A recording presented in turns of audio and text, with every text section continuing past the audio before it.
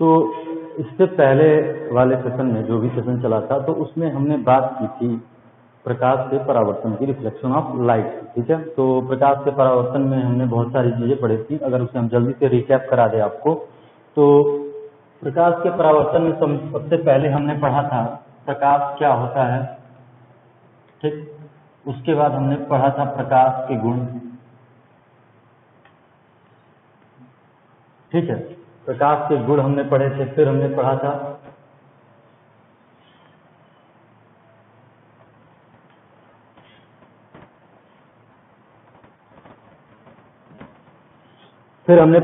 प्रकाश का गुण क्या होता है। ठीक है, फिर हमने पढ़ा था परावर्तन की घटना कि परावर्तन क्या होता है, परावर्तन किसे कहते हैं। ठीक, उसके बाद हमने परावर्तन के नियम पढ़े थे।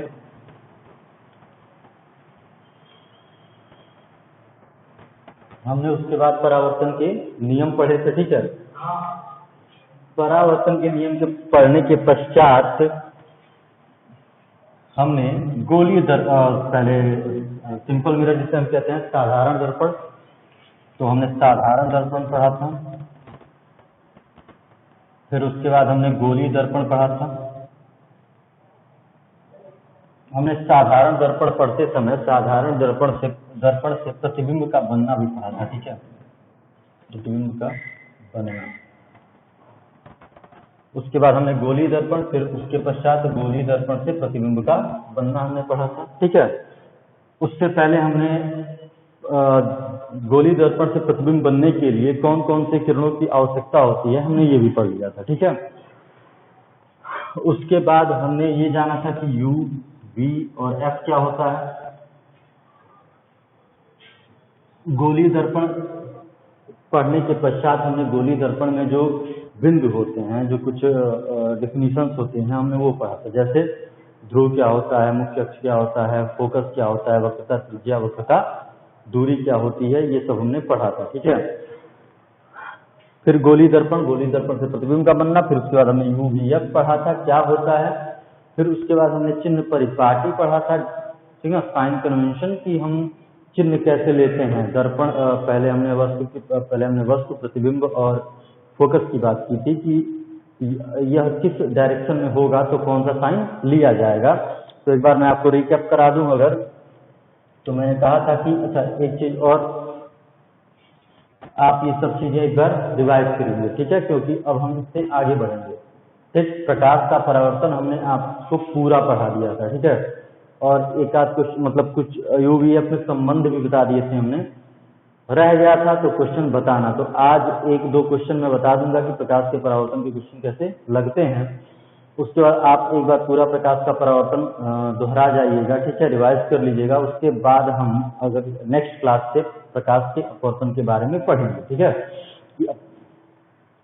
तो थोड़ा मैं साइन कन्वेंशन के बारे में बता दूं।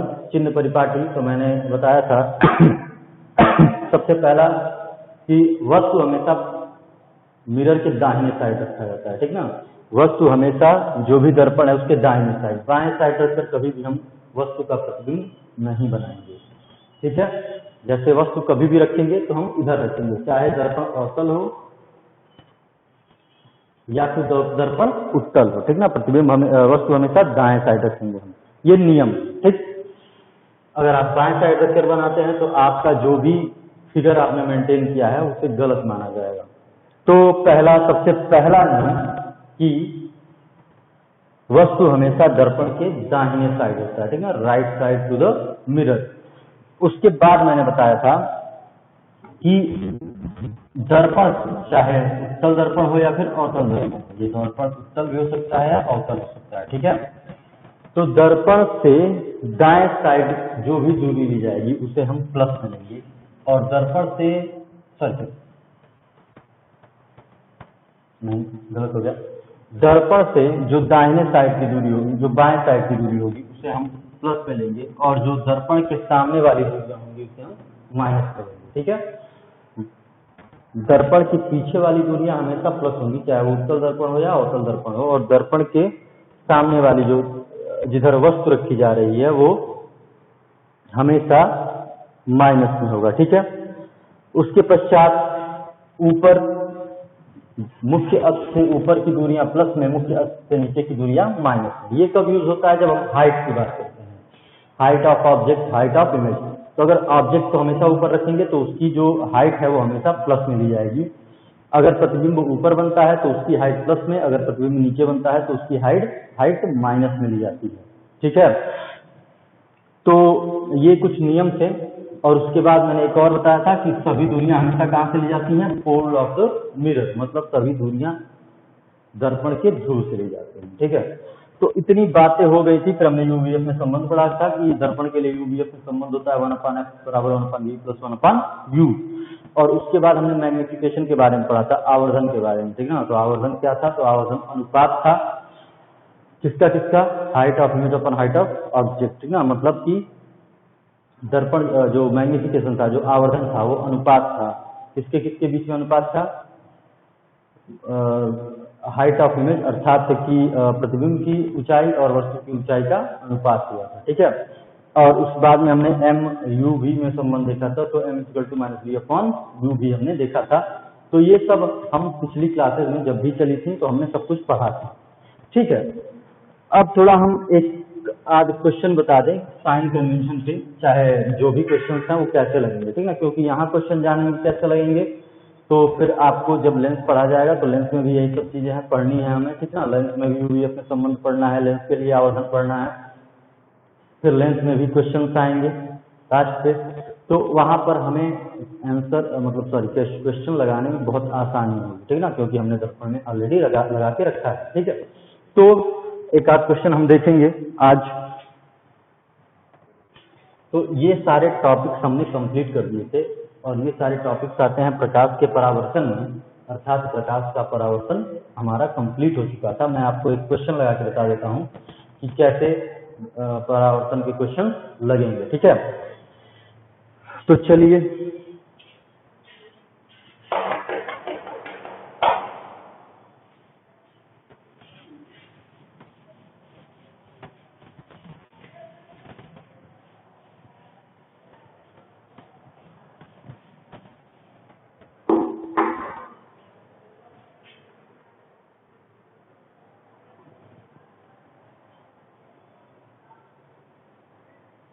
तो हम एक क्वेश्चन देखते हैं। क्वेश्चन ये है कि किसी ऑटोमोबाइल में पीछे का दृश्य देखने के लिए उपयोग होने वाले उत्तल दर्पण की वक्रता त्रिज्या।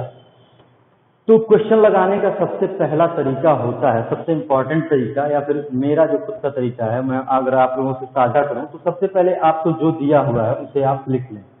ठीक है, जैसे आप मैथ में गिवन लिखते हैं, सबसे पहले गिवन, उसके बाद टू प्रूफ, उसके बाद आप सॉल्यूशन लिखते हैं, वैसे फिजिक्स में भी किया करिए। आपको क्या दिया हुआ है ये लिख लीजिए। ठीक है, तो सबसे पहले दिया है दर्पण कौन सा है हमारे पास? उत्तल।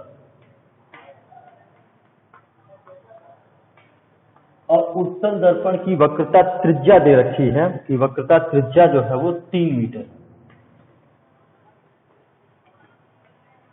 तो आप वक्रता त्रिज्या को जानते हैं कि आर से डिनोट करते हैं, वो भी कैपिटल आर से। ठीक ना, और हमने एक संबंध पढ़ के रखा है वक्रता त्रिज्या और फोकस दूरी के बीच, तो F इक्वल टू R/2 होता है। ठीक ना, तो बाद में देखेंगे, पहले हम लिख लेते हैं कि क्या क्या हमने दिया हुआ है। कह रहा है कि यदि बस इस दर्पण से 5 मीटर की दूरी पर स्थित है तो प्रतिबिंब की स्थिति प्रकृति का साइज। अच्छा, तो बस हमारे लिए क्या हो जाएगा? बस हमारे लिए वस्तु हो जाएगी। ठीक है, तो वस्तु की दूरी दी हुई है दर्पण से, तो वस्तु की दूरी दर्पण से हम किससे डिनोट करते हैं? यू से। यू किसको डिनोट करता है? दर्पण से वस्तु की दूरी। तो यू दिया है 5 मीटर। अब आपसे कह रहा है कि आप प्रतिबिंब की दूरी बताइए, स्थिति बताइए, प्रकृति बताइए और बताइए। ठीक ना, तो हमें वी बताना है। प्रतिबिंब की स्थिति को किससे हम डिनोट करते हैं? वी से। वस्तु की स्थिति को यू से। हम संबंध जानते हैं कि 1/f equal to 1/v plus 1/u, लेकिन हमारे पास f नहीं है, तो हमने पढ़ के रखा है कि f और r में संबंध क्या होता है। तो हमने पढ़ा है कि f और r में संबंध होता है f इक्वल टू r/2। ठीक है, तो f इक्वल टू क्या आ जाएगा? 3/2 यानी 1.50 मीटर। ठीक है, तो अब हम यहाँ से जो हम जानते हैं वो यूज करेंगे, 1/f is to 1/v plus 1/u। आपको f दिया हुआ है, u दिया हुआ है, आपको v निकालना है। अच्छा ठीक है, अब इससे पहले हम साइन कन्वेंशन की बात कर लें। ठीक है, तो हमने बताया था साइन कन्वेंशन के समय कि जो u होता है वो हमेशा माइनस में होता है। ठीक है, u किस में होता है? हमेशा माइनस में। क्यों? क्योंकि हमेशा जो वस्तु है वो दर्पण के सामने रखी हुई होती है, और अभी हमने बताया कि दर्पण के सामने जब भी वस्तु रखी जाएगी, हमेशा वस्तु दर्पण के सामने रखी जाती है, इसलिए हमेशा वस्तु की स्थिति को हम किस में लेंगे? माइनस में। दर्पण कैसा है? हमारा उत्तल है। अगर आप उत्तल दर्पण देखें,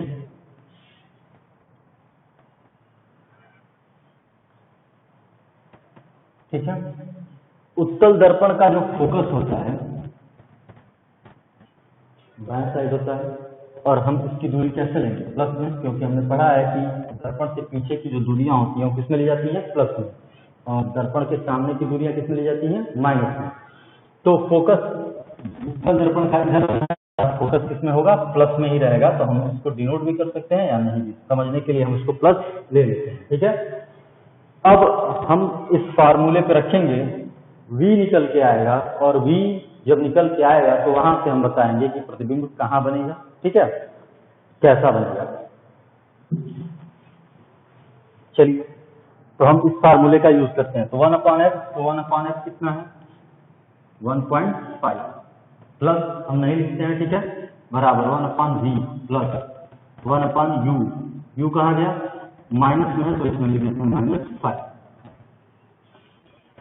नेक्स्ट स्टेप, तो अगर हम 1.5 को 3/2 लिख दें तो 2 ऊपर चला जाएगा। ठीक है, तो हम उसको ऐसे ही लिख देते हैं, आसानी होगा कैलकुलेशन में। 1.5 को हम 3/2 लिख देते हैं, बराबर 1/v। आपने पढ़ा है प्लस इंटू माइनस क्या हो जाता है? -1/5। अब ये क्या हो जाएगा? 2/3 हो जाएगा, बराबर 1/v प्लस 1/4।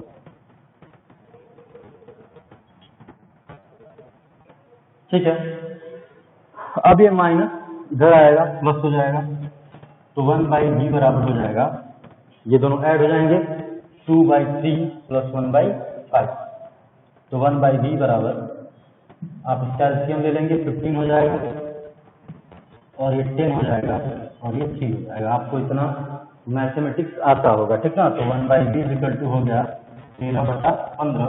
आपको v निकालना है, आप यहीं नहीं छोड़ेंगे, आपको v निकालना है, तो आपको इसका रेसिप्रोकल करेंगे, तो v हो जाएगा, इधर का भी करना पड़ेगा, 15/30। और जो हमारे पास मेजरमेंट की जो हमने यूनिट ले रखी है, हम वही यूनिट रखेंगे। तो यहाँ सारी सबकी यूनिट मीटर है, तो ये भी किस में आएगा? मीटर। देखने की बात है कि यहाँ साइन क्या है, तो यहाँ साइन क्या है? प्लस। साइन खुद ब खुद आएगा, ठीक ना। तो साइन आया है प्लस, तो इसका मतलब कि वस्तु कहाँ बनेगा? सॉरी, प्रतिबिंब की स्थिति क्या होगी? दर्पण के पीछे या दर्पण के सामने? तो दर्पण के सामने होता तो माइनस आता, क्योंकि प्लस आया है इसलिए प्रतिबिंब दर्पण के पीछे बनेगा। ठीक है, तो ये रहा आपका एक क्वेश्चन, एक तरीके से एग्जाम्पल है। समझ लीजिए कैसे क्वेश्चन लगता है। क्वेश्चन लगाने का सबसे पहले प्रोसेस आप ध्यानपूर्वक पढ़िए जो भी आपका क्वेश्चन है। क्वेश्चन को ध्यानपूर्वक पढ़ने के पश्चात आपको जो भी उसमें चीजें दी हुई हैं, जो आपको यूजफुल है क्वेश्चन को लगाने में, आप उसको नोट करते जाइए। तो हमें सबसे पहले दिया कि दर्पण कैसा है? उत्तल। उत्तल दर्पण लिखने से क्या फायदा हुआ कि हम जान गए उत्तल दर्पण के बाद कि इसका फोकस प्लस होगा या माइनस। तो मैंने आपको बता रखा है कि फोकस जो होता है अवतल का माइनस में होता है, उत्तल का प्लस में होता है। तो उत्तल दर्पण का फोकस क्या होगा? प्लस होगा, ठीक ना। उत्तल दर्पण का वक्रता त्रिज्या दिया था 3 मीटर। हम जानते हैं कि f जो होता है r/2 होता है, तो हमने ये निकाल लिया। u दिया था, हमने बताया कि u दर्पण उत्तल हो चाहे अवतल, u हमेशा माइनस रहता है, तो u हमने माइनस कर लिया। ठीक है, अब हमें v फाइंड करना है। तो आपने पढ़ा है u v f में संबंध, तो 1/f = 1/v + 1/u। आपने ये फार्मूला रखा, f और u को रखा, आपका v निकल के आया 15/13 मीटर। क्योंकि ये प्लस में है, इसका चिन्ह बताएगा कि दर्पण प्रतिबिंब किस तरफ बनेगा। तो चिन्ह प्लस में आया है अर्थात दर्पण के पीछे बनेगा। अगर यही चिन्ह माइनस आता तो दर्पण के सामने बनता, ठीक ना। और भी चीजें हैं। अब आपको पूछा जाए कि वी तो पता चल गया कहाँ बन रहा है, कैसा बन रहा है, उल्टा बन रहा है कि सीधा बन रहा है, तो ये भी हमें पता चल जाएगा उल्टा बन रहा है कि सीधा। एम पर आएंगे, एम इजिकल टू आपने पढ़ा है माइनस वी अपॉन यू, ठीक है। तो M is equal to minus V कितना है आपका है 15/13 और यू क्या है -5, कट जाएगा 5 3 जा, ठीक ना। तो एम इजिकल टू आया 3/13, ये किस में आया प्लस में कि माइनस में? ये आया प्लस में। मतलब जो वस्तु होगा, वस्तु का जो प्रतिबिंब होगा, वस्तु हमारे लिए यहाँ पर क्या है बस, तो बस का जो प्रतिबिंब होगा वो सीधा बनेगा। क्यों? क्योंकि इसका मैग्निफिकेशन कैसा है प्लस में है। अगर मैग्निफिकेशन माइनस में होता तो यही वस्तु कैसा बनता, इस वस्तु का प्रतिबिंब उल्टा बनता। और आपने पढ़ा भी है उत्तल दर्पण द्वारा प्रतिबिंब का बनना, आपने पढ़ा है। तो उत्तल दर्पण के द्वारा प्रतिबिंब के बनने में आपने पढ़ा है कि उत्तल दर्पण में अगर वस्तु को अगर फोकस और रंग के बीच रखा जाए तो वस्तु का प्रतिबिंब दर्पण की दूसरी तरफ सीधा, आभासी और वस्तु से बड़ा बनता है, ठीक है। तो मैं एक बार, ये आपका हो गया क्वेश्चन, आप इसको नोट कर लेंगे आपके, और उसके बाद इस क्वेश्चन के आधार पर, ठीक, आप सारे क्वेश्चन लगा जाएंगे, ठीक है। ट्रिक क्या है क्वेश्चन को लगाने का? देखिए भाई, साइन कन्वेंशन आपका एकदम क्लियर होना चाहिए। एक बार फिर से मैं साइन कन्वेंशन बता दे रहा हूँ। साइन कन्वेंशन क्लियर होने का मतलब मैं जो बता रहा हूँ वो आप ध्यानपूर्वक सुन लेंगे। हमेशा यू माइनस होगा, ठीक है। कुछ ट्रिक्स, हमेशा यू कैसा होगा माइनस होगा। यू जहां भी दिया है अर्थात वस्तु की स्थिति जहां भी दी है, आप बिना सोचे समझे उसके आगे माइनस लगा देंगे, क्योंकि हमेशा वस्तु प्रतिबिंब के दर्पण के सामने रखी जाती है। पहली बात। दूसरी बात, अगर दर्पण उत्तल है तो उसका फोकस प्लस होगा, अगर दर्पण अवतल है तो उसका फोकस माइनस होगा, ये याद रखिए। और उसके बाद आपके पास 1/s = 1/v + 1/u वाला फार्मूला है। आप चिन्ह सहित उस फार्मूले में सारे जो डेटा दिए हुए हैं उनको रख देंगे, आपका आंसर आएगा। अगर आपका आंसर प्लस में आता है, मान लीजिए आपको v निकालना है, v प्लस में आता है, तो प्लस कब आएगा? जब प्रतिबिंब दर्पण के पीछे बनेगा। अगर माइनस आता है इसका मतलब जो प्रतिबिंब है वो दर्पण के सामने बन रहा है। फिर आपको पूछ सकता है कि मैग्निफिकेशन बताइए या HI या HO बताइए हाइट देकर। तो आपको भी यहाँ पर सीधे सीधे आपने पढ़ा हुआ है m = -v/u। आप चिन्ह सहित यहाँ पर रखेंगे चीजें तो आपको सारी चीजें सही सही आ जाएंगी। और चिन्ह परिपाटी अर्थात साइन कन्वेंशन हमने आपको बता दिया है। तो अब आपकी जिम्मेदारी है, आपकी रिस्पॉन्सिबिलिटी है कि अब आप जो भी क्वेश्चंस हैं वो क्वेश्चंस सारे लगा जाएंगे, ठीक है। और इसके बाद क्वेश्चंस लगाने के बाद हम नेक्स्ट चैप्टर पढ़ेंगे प्रकाश का अपवर्तन, ठीक ना। जैसे परावर्तन हमने पढ़ा, एक घटना होती है प्रकाश संबंधी। अब हम दूसरी घटना पढ़ेंगे लाइट रिलेटेड, जिसका नाम होता है रिफ्रैक्शन, ठीक ना। तो रिफ्रैक्शन भी हम पढ़ेंगे। पहले तो यही पढ़ेंगे रिफ्रैक्शन होता क्या है, प्रकाश का अपवर्तन होता क्या है, फिर हम उसकी परिभाषा पढ़ लेंगे, 2-4 एग्जाम्पल देख लेंगे कि अपवर्तन संबंधी 2-4 एग्जाम्पल हम बताएंगे कि आप अपने जो डेली लाइफ है उसमें कहाँ कहाँ अपवर्तन की घटना आपके सामने आती है। परावर्तन की घटना तो हमने बताया कि आप सबसे पहले उठ के अगर आप मिरर देखते हो तो वहाँ पर प्रकाश का परावर्तन ही काम करता है, ठीक है। और उसके पश्चात आप जितनी चीजें देख रहे हैं, आज जितनी चीजें देख रहे हैं, अभी जितनी चीजें देख रहे हैं, वो सब प्रकाश के परावर्तन से ही पॉसिबल हो पा रहा है। क्योंकि सनलाइट आ रहा है, जिस वस्तु को आप देख रहे हैं उससे टकरा रहा है और उस वस्तु से टकरा कर हमारी आंखों पर पहुंच रहा है, इसीलिए वस्तु हमें दिखाई दे रही है। तो प्रकाश के परावर्तन संबंधी ये घटनाएं हो गई। और हमने uses of concave and convex lenses mirror बताए थे। तो उसमें हमने बताया थे कि जो साइड मिरर्स होते हैं गाड़ियों के वो हमेशा उत्तल होते हैं, ठीक ना। अवतल के यूज बताए थे कि डॉक्टर्स जो होते हैं वो यूज करते हैं, ठीक ना। और उसके बाद आपका जो जहाँ भी मेडिकल लाइन में जहाँ पर भी वस्तु को मैग्नीफाइड करके बड़ा देखना होता है वहाँ पर आपका अवतल दर्पण प्रयोग में लाया जाता है। क्यों? क्योंकि हमने एक बताया था एक जो था स्थिति थी, हमने पढ़ी थी अवतल दर्पण में कि जब वस्तु को पोल और फोकस के बीच में रखा जाता है तो वह कैसा बनता है, सीधा, बड़ा और आभासी बनता है, ठीक ना। तो इसलिए हम उसको यूज करते हैं अवतल दर्पण को। इसके पश्चात हमने पढ़ा था जो सैलून्स होते हैं, बार्बर सैलून्स होते हैं, वहाँ पर अगर आप जाएंगे तो वहाँ अगर अच्छा बार्बर सैलून है तो वहाँ जाएंगे तो वहाँ पर भी जो मिरर होता है वो भी अवतल दर्पण होता है। तो आपकी किताब में रिटर्न भी है, उसे आप पढ़ लेंगे, ठीक ना। इसके बाद हम प्रकाश का अपवर्तन पढ़ेंगे, अपवर्तन के नियम पढ़ेंगे, ठीक ना। नियम पढ़ने के बाद हम अपवर्तन में कुछ खास चीज़ें बताएंगे और थोड़ा वेग वगैरह से उसको रिलेट करेंगे, ठीक ना। बहुत चीज़ें अपवर्तन में पढ़ने के लिए। उसके बाद हम फिर लेंस पढ़ेंगे और ऐसे पढ़ते हुए फिर एक बार जैसे हमने पूरा दर्पण पढ़ा वैसे पूरा हम लेंस पढ़ेंगे, उत्तल लेंस, अवतल lens, magnification, uses of lens, सब कुछ पढ़ेंगे, ठीक ना। तो फिलहाल अब आपकी जिम्मेदारी है कि आप पूरे क्वेश्चन लगा जाएं। जो नहीं आपको आते हैं वो कमेंट में आप बता देंगे कि ये सर ये क्वेश्चन हमें नहीं आ रहा है, तो मैं उसे अगले दिन यहाँ पर सॉल्व कर दूंगा, ठीक ना। तो फिलहाल आज के लिए इतना ही, धन्यवाद।